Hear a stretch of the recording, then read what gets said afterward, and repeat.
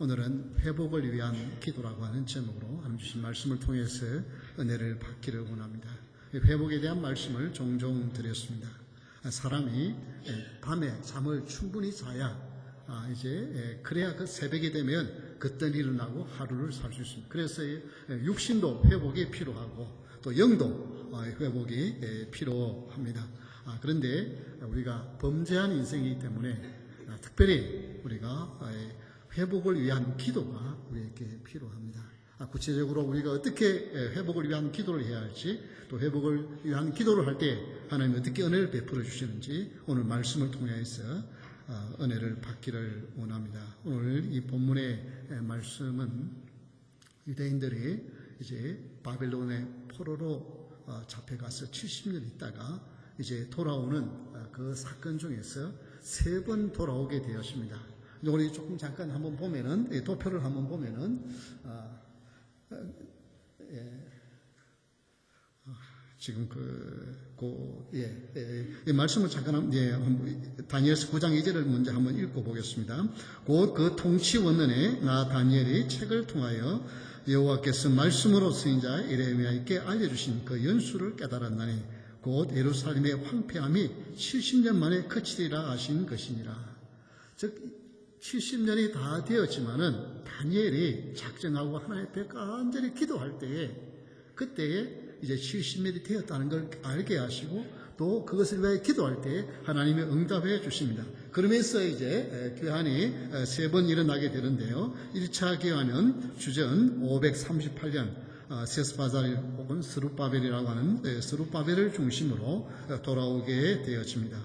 그리고 2차로 돌아오는 것이 이제 주전 458년 에스라입니다. 우리가 있는 이제 에스라 성경이 있는 그 에스라가 중심이 되어서 돌아오게 되어지고, 오늘 이건 이 느헤미야는 3차, 3번째 돌아오는 느헤미야를 중심으로 주전 444년에 돌아온 기록을 이제 이 느헤미야가 하고 있습니다. 이 느헤미야가 어떻게 해서 돌아오게 되어졌는지 이제 오늘 읽은 느헤미야 1장에서 보여줍니다.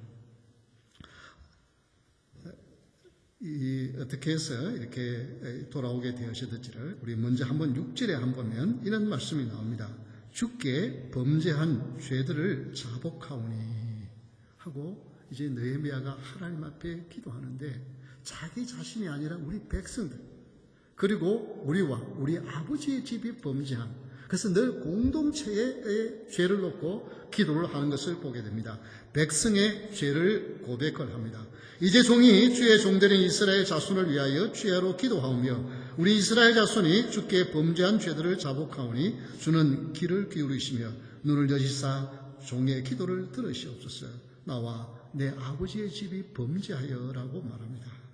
그래서 회복을 위한 기도에서 제일 먼저는 백성의 죄를 고백하는, 내 개인의 죄만 아니라 백성의 전체 공동체의 죄를 놓고 기도하고 특별히 그와 그의 아버지 집의 죄를 놓고 기도하는 것을 보게 되었습니다.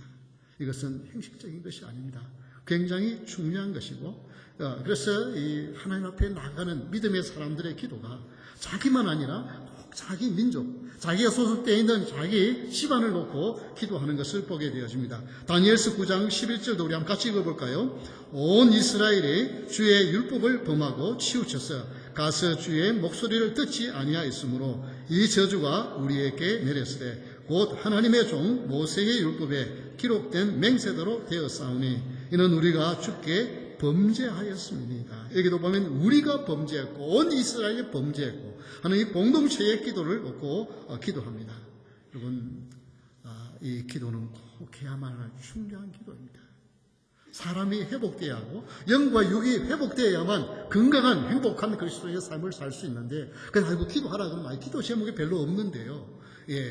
참 기도 제목 별로 없는 것이 얼마나 감사한지 모르는데, 그러나 이 회복을 위한 기도는 누구나 해야 할 굉장히 중요한 것입니다. 회복의 시작은 죄를 고백하는 일입니다. 그러면 이 무슨 죄가 놓고 그렇게 많아서 우리와 우리 조상의 죄를 놓고 기도했느냐? 이스라엘 백성들은 범죄하여서 바벨론 포로로 잡혀갔지만 우리는 지금 포로로 잡혀가지도 아니하고 여기서 잘 살고 있는데 뭘 그렇게 회개하라는 말이냐? 여러분, 그렇게 생각할 수 있습니다.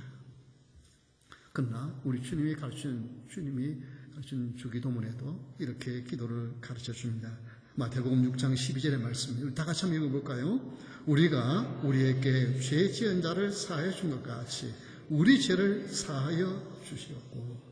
우리가 우리에게, 여기에서 내가 나에게 죄 지은 사람을 용서해 주고 하는 것이 아니라 우리가 라고 복수를 사용하고 있어요. 이게 무슨 의미냐 하면 우리는 공동체 안에서 살아가면서 사랑도 하지만은 상처도 주고받는 거예요. 가장 많이 상처를 주고받는 것이 누구자 하면 사실은 부모 자식 간이에요. 부모들이 우리를 얼마나 사랑했어요. 그렇지만 그들도 상처를 받은 상태에서 자랐기 때문에 우리에게 상처를 줘. 그런 상처를 받고 살았기 때문에 또 우리도 어떻게 해요? 자식들을 끔찍하게 사랑하지만 상처를 주면서 키우는 거예요. 그래서 이 공동체의 기도, 특히 가정에서 우리의 죄를 용서해달라고 기도는 굉장히 중요합니다. 윌리엄 제임스라고 하는 하버드 대학의 유명한 교수이고 심리학자인데 그분은 이런 말을 합니다. 두 사람이 만날 때면 실제로는 언제나 6사람이 존재한다. 스스로가 자신을 바라볼 때의 자신, 상대방이 그를 바라볼 때의 자신, 그리고 실제로 존재하는 자신이 각각 존재한다. 지금 그 다음, 이제 성경 구절 그 다음에 그게 있을 텐데요. 없나요? 이걸 뭘 말씀하냐면 쉽게 말씀을 드리면 하나님의 형상으로 창조한 내 자신이 있어요. 내 인격체가 있어요. 그런데 부모로부터 어때요? 만들어진 인격체가 있어요. 뭘 좀 어떻습니까? 잘한다고 칭찬해주는 부모는 그래도 좀 좋은 부모예요. 잘해도 칭찬을 잘 못하는 거예요. 뭐냐면 95점 받아가지고 아이가 기분 좋아가지고 95점 받았다고 들고 오면 어떻게 해요? 한번씩 이 녀석아 조금만 더 했으면 100점 맞지. 이렇게 하느니까 이 잘해도 칭찬도 별 먹지 못하는, 그래서 늘 부족한 그런 마음에 내가 있는 거예요. 그래서 그런 내가 만들어진 나. 그래서 원래 하나님이 창조한 내가 있고 세상에서 살아가면서 그것이 어떤 사람은 아주 그냥 막 이렇게 해서 키워서 마치 자기가 왕자나 공주처럼 착각하고 살아가는, 그래서 자기가 대단하다고 생각하는 사람도 있고, 또 어떤 사람은 나는 거지 같은 사람이라, 나는 뭘 해도 인정받지 못하는 사람이라고 생각하는 그런 사람도 있을 수 있어요. 그 다음에 어떻게 해요? 상대방이, 그 나와는 상관없이 상대방이 나를 보고 저 사람은 어떤 사람이라고 생각하는 그 사람. 그러니까 나는 하나지만은 세 개가 있고, 적어도 세 개. 그러니까 두 사람이 만나서 이야기를 하면은 몇 사람이 만나서 이야기하는 것과 마찬가지냐면 6사람이 만나서 이야기하는 것과 마찬가지다. 그런 뜻이에요. 이건 굉장히 중요한 의미가 있어요. 여러분,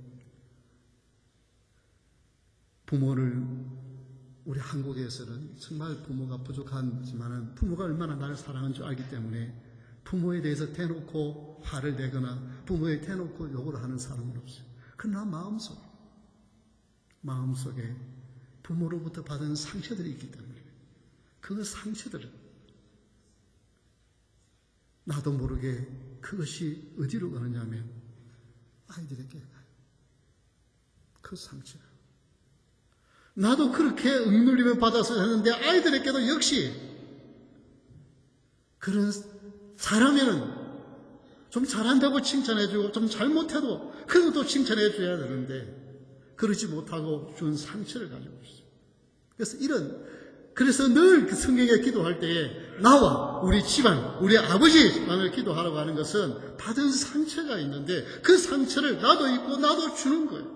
사랑하지만은, 그래서 우리 자녀들이 어떻습니까? 이 두 가지가 있는 거예요. 부모에 대한 고마움도 있을 뿐만 아니라 부모에 대한 원망도 있어요. 그래서 때로 화가 나서 내가 너희들을 위해서 이렇게 고생하고 하루에 몇 가지 일을 하면서 이렇게 너희들을 사랑해서 일을 했는데 왜 너희들은 모르냐 그러면 자녀들은 뭐라 그래요? 아니 언제 우리를 그렇게 사랑했느냐고. 당신 돈 벌어가지고 잘 먹고 잘 살아 좋은 차 타고 큰 집 큰 집에서 살려고 일을 했지 정말 우리를 사랑해서 그렇게 고생했느냐고 반문하는 거. 왜냐하면 그 사랑하는 방법을 우리가 상처. 그래서 이걸 놓고 기도. 그래서 우리가 같이 이걸 놓고 기도해야만 합니다. 우리가 받은 상처를 놓고 떠나보내기 위해서. 부모님, 그래서 성경에 보면은 사람이 죽으면 한 30일 보통 애국해요. 왜 이렇게 애국하게 하느냐 하면, 아니 난 처음 성경 읽으면서 죽으면 천국 갈 거고 예수 믿는 사람들 성경에 늘 기록 나와 있는 인물들 다 천국 갈 텐데 뭐 때문에 그렇게 30일간 애국을 하느냐, 왜 그렇게 믿음이 없느냐, 나는 그렇게 생각을 했어요. 그런데 그게 아니에요. 울면서 떠나보내는 아버지나 어머니, 그 가족들에 대한 눈물을 흘리면서 그 사랑에 대한 고마움에 제대로 표현하지 못한 것도 회개하고, 때로는 좀 마음속에 원망했던 것들도 다 쏟아내고, 그렇게 해야만 돌아가신 부모님이나 돌아가신 가족들과 어느 정도 연결이 끊어질 수 있는 거예요. 그래야만 이제 나로서, 진정한 나로서 건강한 삶을 살아갈 수 있는 거예요. 그래서 회복을 위해서는 우리가 이런 것이 필요합니다. 정말 우리의 죄는 우리만이 아니라 부모님들이 그 받았던 상처들을 우리에게 물려받았고, 우리도 또 그걸 물려주고, 이런 대가 끊어지도록. 그래서 사랑하면서 하나님 회복시켜달라고. 우리가 지금 나는 포로에 잡혀가지 아니었다고 한달지라도 이런 상처 가운데 포로가 있어. 그래서 나도 모르게 분노가 쏟아. 누군가에 대해 좀 조금만 잘못하면은 그 날 속에 있었던 화가 나서 쏟아붓는 거예요. 그게 뭐냐 하면은 부모로부터 받았던 좋지 못한 것들이 쏟아져 나오는 거예요.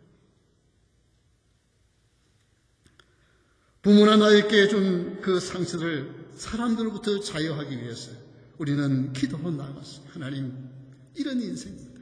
그러나 성령 하나님이여 나를 치유해 주셔서 이런 상처 가운데 건강한 그리스도인으로 회복되어서 살아가게 해달라. 기도가 우리에게 필요한 것입니다. 두 번째 회복을 위한 기도는 7절에 보면 계명과 율례와 규례를 지키지 아니하였나이다. 이것은 다 같이 한번 따라합시다. 말씀, 불순종 회개. 말씀을 불순종한 회개. 첫 번째는 뭐였어요? 백성의 죄를 고백하는. 이것은 즉 공동체의 죄를 고백하는 거예요. 나는 나와 그 전에 우리 모두에게 내가 사랑했던 사람들에게도 준 상처들이 치유되고 회복되도록 거기에 매여서 살면 늘 우리는 진정한 회복을 누리지 못하는 채 살아갑니다. 그래서 우리는 말씀에 불순종한 회개. 그러니까 뭘 그렇게 회개해야 되느냐? 구체적인 하나님의 말씀을 지키죠. 오늘 본문 말씀을 다시 한번 7절을 보십시오. 주를 향하여 크게 악을 행하여. 이게 주님 앞에 크게 악을 행한 것이 뭡니까? 하나님의 말씀을 순종하지 아니한 것이 불순종이 이렇게 큰 악이라는 것입니다. 신명기 28장 45절 말씀을 다 같이 한번 읽겠습니다. 내가 내 하나님 여호와의 말씀을 청종하지 아니하고 내게 명령하신 그의 명령과 규례를 지키지 아니하므로 이 모든 저주가 내게 와서 너를 따르고 내게 이르러 마침내 너를 멸하리니. 마침내 너를 멸하게 되겠습니다. 어떻게 하면? 하나님의 말씀에 순종하지 않아요. 그래서 말씀에 순종하는 길이 행복의 길, 회복의 길로 나가는 길입니다. 여러분, 예수 그리스도를 여러분의 구세주로 믿으십니까? 하나님의 아들이신 것을 믿으십니까? 그는 제가 몇백 번을 물어도 아멘으로 대답해야 할 중요한 거라고 말씀드렸습니다. 그런데 그걸 어떻게 알아요? 어떻게 예수님이 하나님의 아들이신 것을 여러분은 어떻게 알아요? 뭘 통해서 알아요? 어떤 분은 나는 성경을 한 번도 안 봤지만 목사님 설교를 통해서 압니다. 그럴 수도 있겠지만 성경을 통해서 하나님의 말씀을 통해서 그 사실을 아는 거예요. 그렇죠? 내가 원래부터 아는 것이 아니라 하나님의 말씀을 읽으면서 하나님 말씀에 보니까 하나님이 어떤 분이신지 예수님이 어떤 분이신지 알게 되는 것입니다. 그런데 여러분, 그렇게 해서 아는 것을 지식적으로 아는 그것을 아는 것이라고 실제 성경은 그렇게 말하고 있지 않습니다.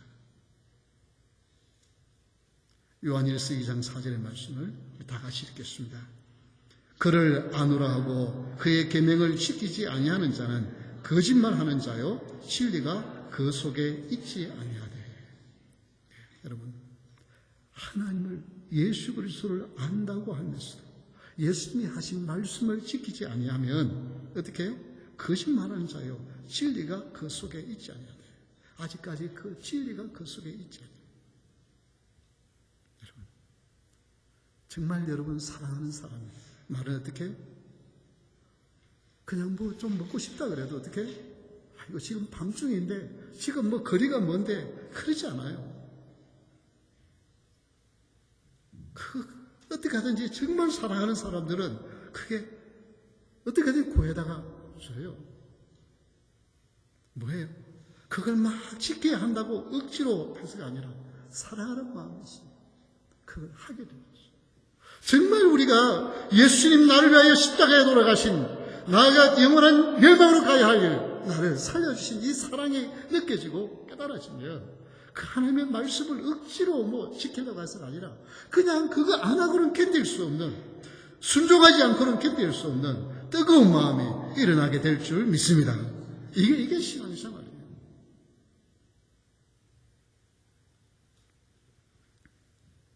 여러분, 하나님의 말씀을 기존에 이 회복을 위해서는 하나님의 말씀을 기존하기고 그 말씀을 통해서 내가 회복이 일어나요. 그 찰스 알렌 목사님이 그분이 쓴 심령의 치료자 하나님이라고 하는 그 책에 보면 이런 이야기가 나와요. 대기업 회장이 사업을 한다고 너무너무 스트레스가 많아가지고 이 우울증이 왔어요. 그래서 정신과 의사를 찾아가서 이제 상담을 받습니다. 치료를 받아요. 그러다가 이 정신과 의사분이 알렌 이 목사님을 추천합니다. 당신은 봤을 때, 내가 봤을 때 이 알렌 목사님을 한번 만나면 더 훨씬 치료가 효과적일 것 같다 하고 정신과 의사가 이 목사님을 이렇게 추천을 해줍니다. 근데 이분이 뭐 대기업 회장이지만은 그 목사님이 추천하니까 이분을 만납니다.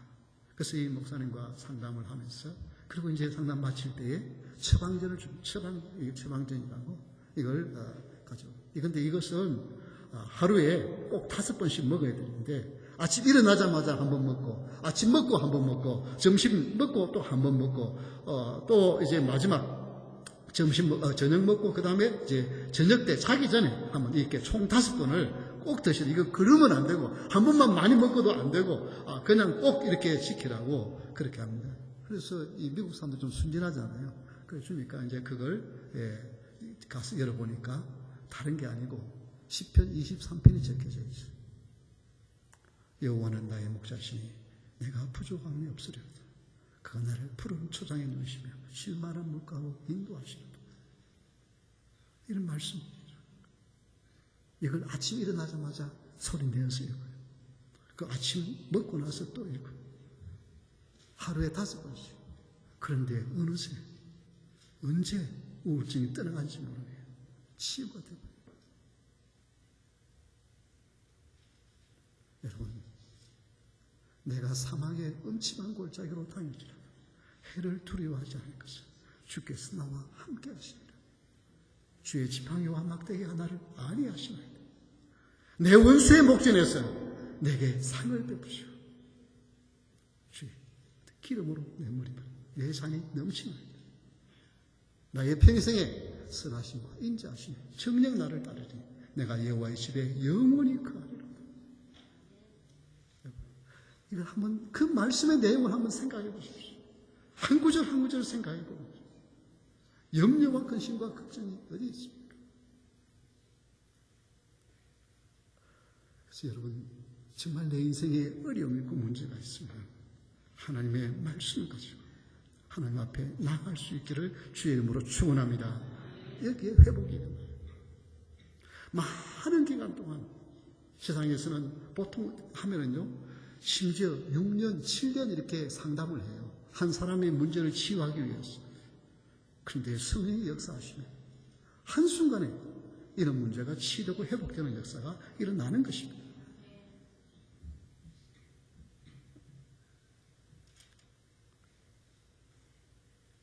회복을 위한 기도로 세 번째, 이 사람 앞에서 은혜를 입게 하옵소서라고 11절에 말씀합니다.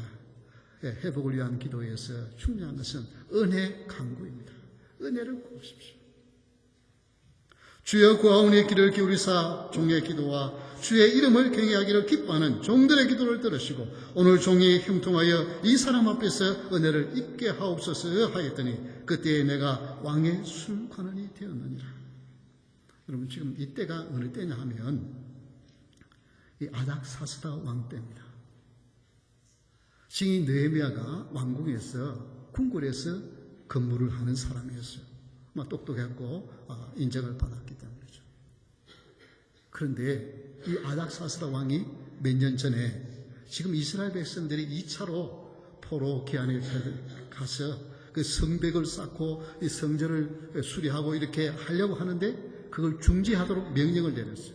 왜 주의해서? 이거 만약에 이 성전이 다 지어지고 성곽을 다 쌓고 나면 이 성이 이제는 반란을 일으켜가지고 더 이상 조공을 바치지 않고 그럴 것입니다. 이 페르시아에 아주 해가 될 겁니다. 그러니까 그 중단해야 됩니다 하고 하니까 이 아닥사스다 왕이 조서를 내가지고 그 일을 중단시킨 왕이에요. 지금 그 왕이 있는 거기에서 지금 이 느헤미야가 관리로 일을 하는 거예요.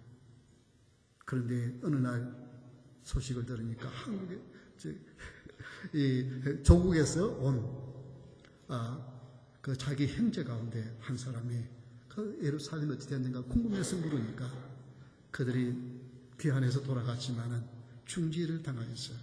황폐되었어요. 멸시를 당하고 천대를 당하였어요.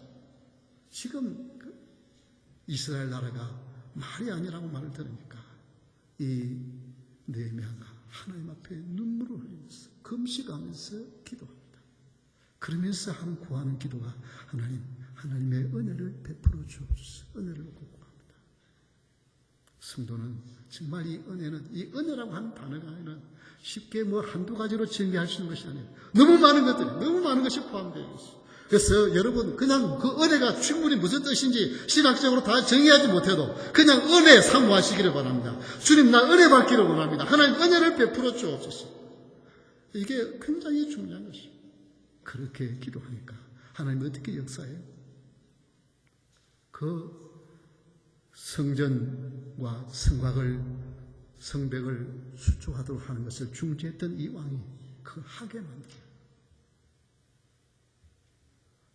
그가 술 관원장이 되었어요. 술 맡은 관원장이 바로 이것은 가장 신임 얻은 자에게 주는 직책입니다. 왕이 먹는 음식을 관리하는 사람이에요. 그런 신뢰하지 않고는 맡길 수 없는 일이에요.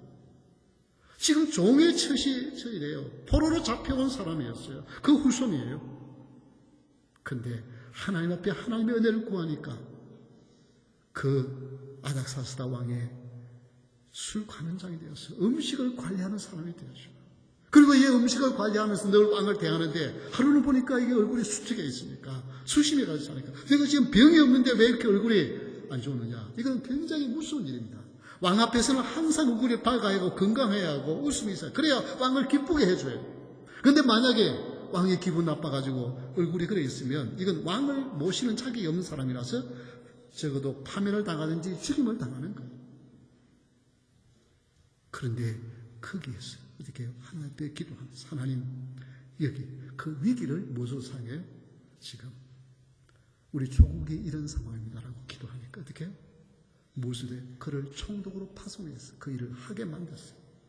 그 역사를 중지하게 했던 그 왕의 마음을 움직이는 하나님, 그 일을 못하게 했던 그 왕이 오히려 어떻게 해요? 그 일을 잘하도록 총독으로 파송하고 주위에 있는 나라들이 그걸 하는데 모두가 다 세금을 바치고 그것을 공급해서 그 일을 하도록 만드시는 하나님.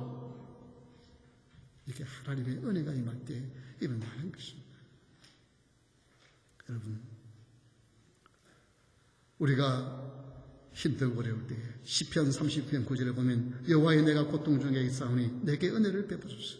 내가 근심 때문에 눈과 영혼과 몸이 시하며 사람이요 힘이 들고 근심하면요 제일 먼저 오는 것이 눈에 시력이 이상이 옵니다. 염려가 있고 스트레스가 있고 시력이 제일 먼저 나쁘죠. 그래서 막 시력이 그냥 왔다 갔다 하는 사람은 굉장히 마음에 지금 뭔가 요동치고 있다는 거예요. 그렇게 쇠약한 거죠. 그래도 하나님 앞에 구하는 자에게는 소망이 있습니다. 고린도후서 9장 8절 한번 보십시오. 우리 다 같이 한번 읽겠습니다. 하나님의 능히 모든 은혜를 너희에게 넘치게 하시나니 이는 너희로 모든 일에 항상 모든 것이 능력하여 모든 착한 일을 넘치게 하게 하시길 원합니다. 우리 하나님은 그냥 조그마한 아주 갈증나게 하는 것이 아니라 하나님의 은혜를 부어주시면 풍성한 은혜를 부어주십니다. 그래서 여러분 주님의 풍성한 은혜를 사모하면서 여러분 다른 사람들에게 베푸며 나누며 사는 그런 영적으로 여러분 이 땅에 육적으로 정말 많은 사람에게 도움을 주는 그런 은혜를 구할 수 있기를 바랍니다. 우리는 너무나도 이게 이 은혜에 대하여 거부 반응이 있어요. 특히 성실한 사람들 그리고 정말 열심히 있는 사람들은 하나님의 은혜를 그렇게 많이 생각하잖아요. 왜 내가 공짜를 받으려고 그러냐? 내가 열심히 해가지고 수고한 열매를 거둔다고 생각하는 거예요. 그래서 내가 열심히 기도하면 하나님이 나에게 많은 것 부어주시라 생각해요. 그런데 좀 기도도 별로 안 하면 아이고 나 같은 거 뭐 하나님이 별로 생각하시네. 나 같은 거는 뭐 있으나 없으나 마찬가지 별로 생각도 안 하시고 그래 하나님이 그렇게 하신다고 생각해요. 아닙니다. 하나님은 우리를 얼마나 사랑하시는지 우리가 죄인 되었을 때 우리는 하나님 싫다고 하나님 떠났을 때 독생자를 내보내서 우리를 위하여 십자가에 돌아가시고 그런 우리를 십자가의 보혈을 믿은 자들에게 그냥 믿기만 하면 구원을 얻는 축복의 길을 열어놓으신 하나님이죠. 그래서 하나님은 우리가 정말 하나님의 말씀에 순종하고 하면 정말 하나님이 기뻐하시죠. 하나님도 인격체에 있어요. 그렇지만 우리가 하나님의 말씀을 불순종할 때 그때 우리를 버리시는 것이 아니라 우리를 너무 사랑하는 마음 안타까워하면서 여전히 우리를 사랑하시고 이 자녀들이 언제 철이 들어서 하나님의 은혜를 깨닫고 믿음으로 살까? 우리 주님은 그 하나님 보좌 우편에 앉아서 우리를 위하여 지금도 기도하고 계시는 사랑의 하나님을 생각할 수 있기를 주의 이름으로 축원합니다. 세상의 부모는 어떻게 해요? 좀 잘하면 자랑스러워 하다가도 조금 잘못하면 어떻게 해요? 아이고 저 자식 그냥 부모 속삭인다고 온다고. 우리가 하나님을 생각할 때 그런 하나님으로만 생각해요. 네, 우리가 회개하고 기도해야만 합니다. 우리가 정말 열심을 내야만 합니다. 그러나 그것 때문에 하나님의 풍성한 은혜가 임하는 것이 아니라 하나님의 은혜는 죄인이었을 때 하나님의 은혜가 우리에게 찾아왔고 여전히 우리를 사랑하고 계시는 거예요. 그래서 여러분 참 눈을 한번 감아보십시오. 눈을 한번 다 감고 하나님 아버지 한번 불러. 그러면 하나님의 아버지가 어떤 마음으로 이렇게 다가와요? 하나님 아버지가 어떻게 느껴져요? 대부분 사람들이 내 육신의 아버지의 형상과 같이 섞여 있기 때문에 하나님 아버지 하면 마음에 정말 막 다가가서 안기고 싶고 하는 그런 아버지가 요즘 아이들은 그래요. 요즘 자란 아이들. 요즘 한 15년 전에 아이들은 달라요. 뭐 하는 거 보면요. 당당하고 담대해요. 왜? 아빠가 부모들이 자기들 너무 사랑하기 때문에 요즘 아이들은 요즘 자란 아이들은 달라요. 아빠 하면은 엄마보다 어때는 아빠가 더 좋아. 그런데 우리는 우리 자랐을 때는 아빠 하면 그놈아 뭘 잘해도 크게 칭찬하기보다는 그냥 무서운 아버지. 그래서 하나님이 그렇게만 생각돼요. 그래서 하나님의 은혜를 생각할 때 아이고 나 같은 자를 뭐 하나님 나는 별로 교회 열심도 못 내고 기도도 별로 못하고 별로 그런데 하나님은 뭘 날 사랑하실까? 내가 아무리 열심히 한다고 했던 그것 때문에 하나님의 사랑을 받는 것이 아니라 하나님의 사랑은 무조건적으로 오시는 줄 믿으시기 바랍니다. 하나님 그냥 예수님 때문에 우리를 무조건 사랑하시는 거예요. 우리는 그냥 그 사랑에 감격해서 헌신하고 봉사하는 거죠.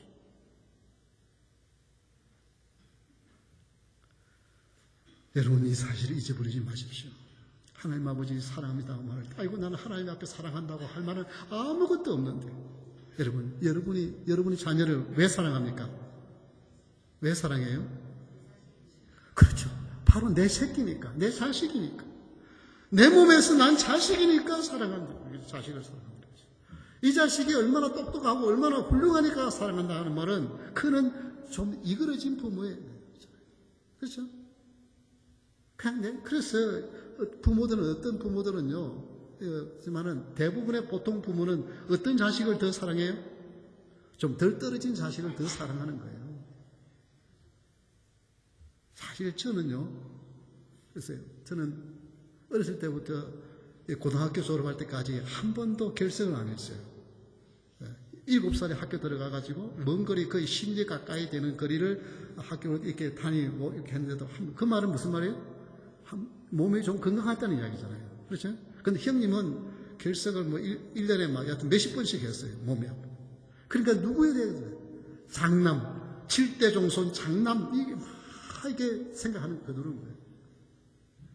나는 그 부모의 막 그런 별 관심, 막내지만 별로 사랑 많이 받았다고 뭐 사랑은 했겠지만 늘 보면은 큰아들이고 저 녀석은 눈밭에 던져놔도 살 사람이야. 그러면서 그냥 이렇게 그냥 별로 그랬어요. 왜 그래? 건강한 아들은 별로 신경 안 써도 그냥 살아가는 거예요. 그러니까 부모는 누구에게 몸이 약하고 이런 더 신경 쓰는 이게 부모예요. 하나님도 그보다 훨씬 더 하십니다. 우리가 죄를 지었다고 버리시는 것이 아니라 그를 어떻게 하는지 하나님의 사람으로 만들어가기를 원하시는 하나님의 사랑. 그래서 여러분 하나님 아버지 할 때 정말 그 하나님의 사랑이 여러분 가슴 속에 느껴질 수 있기를 주 이름으로 축원합니다. 그 은혜를 놓고 이 은혜를 그럴 때에 감사한 살아가요. 이렇게 해서 내가 복 받아야지 하는 것은요, 세상 어떤 종교에도 있어요. 그러나 이미 우리는 복을 받은 자에게 충성하며 열심으로 살아가고 주를 사랑하며 살아가는 자인 줄 믿으시기 바랍니다. 그래서 여러분 나 같은 자가 이 생각 이 시간 이후로 결코 가지 마시기를 바랍니다. 다 떨쳐버리십시오. 주님은 여러분 그 모습 그대로 여러분을 살아가시는 줄 믿으시기 바랍니다. 내 모습 이대로 주님 사랑하니 나도 주님 사랑하면서 당당하게 살아가는 그리스도인 될 수 있기를 주의 이름으로 축원합니다. 우리 다 같이 일어서 찬양하겠습니다.